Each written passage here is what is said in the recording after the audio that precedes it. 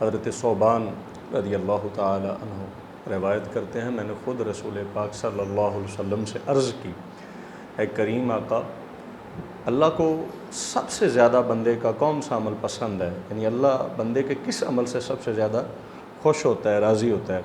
میں نے 3 مرتبہ کہتے ہیں کہ یہ سوال حضور صلی اللہ علیہ وسلم کی بارگاہ میں پیش کیا، تو کریم آقا صلی اللہ علیہ وسلم نے فرمایا کہ صوبان، انسان جب اللہ کی بارگاہ میں اپنی جبین نیاز کو رکھ دیتا ہے، سر کو جھکاتا ہے، پیشانی کو زمین پر رکھ کر اللہ کی بارگاہ میں فریاد کرتا ہے، اللہ کو یہ عمل بندے کا بہت پسند ہے اور اللہ اس بندے سے بڑا راضی ہوتا ہے۔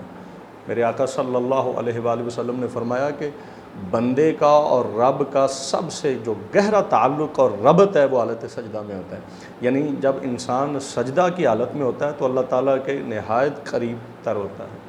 تو انسان کو سجدے زیادہ ہی کرنے چاہیے نا، اگر زیادہ سجدے کرے گا تو ظاہر ہے وہ اللہ تعالیٰ کے زیادہ قریب ہوگا۔ بلکہ حضرت ربیعہ قعب اسلمی رضی اللہ تعالیٰ انہوں نے حد کر دی، جب حضور سے سرکار کو ہی مانگ لیا۔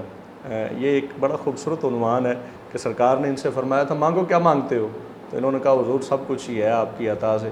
تو سرکار نے ان سے پھر فرمایا مانگو تو صحیح، کچھ مانگ لو ہم سے۔ دریائے کرم جوش پہ تھا، تو حضرت ربیعہ نے پھر مانگنے کا ایسا سوال کیا کہ پھر منگتوں کو بھی مزہ آ گیا کہ اگر سرکار سے کچھ چیز مانگے تو پھر اسی طرح اور اسی شان سے مانگنی چاہیے۔ عرض کی حضور جس طرح یہ دنیا میں غلامی اختیار کیے ہوئے ہوں، جنت میں بھی ایسی سنگت اور رفاقت عطا فرماؤ۔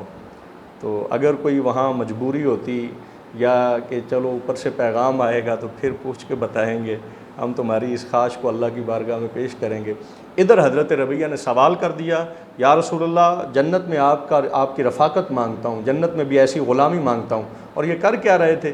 یہ سرکار کو وضو کروا رہے تھے، سرکار وضو فرما رہے تھے اور یہ پانی کی غلامی پیش کر رہے تھے، یعنی پانی سرکار کے مبارک ہاتھوں پہ ڈال رہے تھے اور حضور وضو فرما رہے تھے۔ یہ ان کی نوکری تھی۔ سبحان اللہ، حضرت ربیعہ تیرے مقدر پہ رشک آتا ہے، کیسا عظیم اللہ تعالیٰ نے آپ کو کیسا عظیم منصب دیا اور کیسی آپ کی سعادت ہے کہ حضور کی غلامی میں آپ تھے۔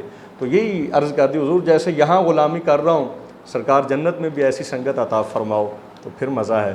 تو سرکار نے مطلب کوئی ہلو حجت نہیں فرمائی، فرمایا اچھا جنت میں بھی ایسی رفاقت مانگتے ہو، اچھا جاؤ یہ دے دیا، یہ عطا کر دیا، اگر اس کے علاوہ بھی کوئی حاجت ہے تو مجھ محمد سے وہ بھی مانگ لو۔ یہ سرکار کا در اقدس ہے، یہاں منگتوں کو کبھی بھی انکار نہیں کیا جا سکتا، یہ حضور کی بارگاہ ہے۔ تو خیر یہ تو ایک الگ موضوع ہے۔ تو سرکار نے یہاں حضرت ربیعہ سے بھی ایک بات ارشاد فرمائی تھی کہ سجدوں سے میری مدد کرنی ہے، یعنی سجدوں کی کثرت کرنی ہے۔ سرکار بھی یہ چاہتے ہیں کہ تیرے نام اعمال میں سجدے زیادہ ہوں۔ بلکہ ایک روایت میں آتا ہے کہ جب انسان سجدہ کرتا ہے تو شیطان روتا چیختا چلاتا ہوا بھاگ جاتا ہے، اور وہ جا کے روتا پیٹتا اور کہتا ہے کہ ہائے افسوس، انسان اس سجدہ کی وجہ سے جنت میں چلا جائے گا اور میں اس سجدہ سے انکار کی وجہ سے جہنم میں مجھے ذلت امیز عذاب ہوگا۔ تو سجدہ تو بہت بڑی عبادت ہے، تو جو بندہ سجدہ کرتا ہی نہیں، بلکہ حضور اکرم نور مجسم صلی اللہ علیہ وسلم نے فرمایا اللہ نے حرام کر دیا ہے کہ اعضائے سجدہ کو جہنم کی آگ میں جلائے، یعنی جن اعضاء کے اوپر انسان سجدہ کرتا ہے۔ تو اگر یہ اعضائے سجدہ جہنم میں نہیں جا سکتے تو پورا انسان پھر اللہ تعالیٰ اس کو جہنم میں کیسے ڈالے گا؟ اس واسطے سجدے کے اندر انسان کو کوشش کرنی چاہیے کہ زیادہ سے زیادہ وقت گزرے، اور دن میں 5 مرتبہ جب اذان کی آواز سنائی دے تو سجدوں کے لیے بندے کو دوڑ کے جانا چاہیے اور اپنے رب کے حضور زیادہ سے زیادہ سجدے بھی کرنے چاہیے۔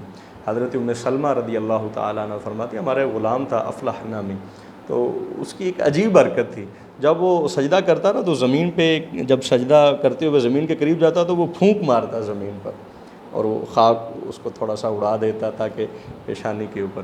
تو اس عمل کو جب رسالت مآب صلی اللہ علیہ وسلم نے دیکھا، مشاہدہ فرمایا، تو حضور نے انہیں منع فرمایا۔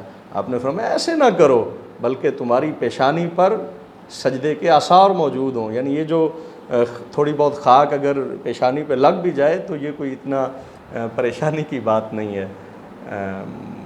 بس اللہ تعالی ہم سب کو اپنی بارگاہ میں جھکنے کی توفیق نصیب فرما دے۔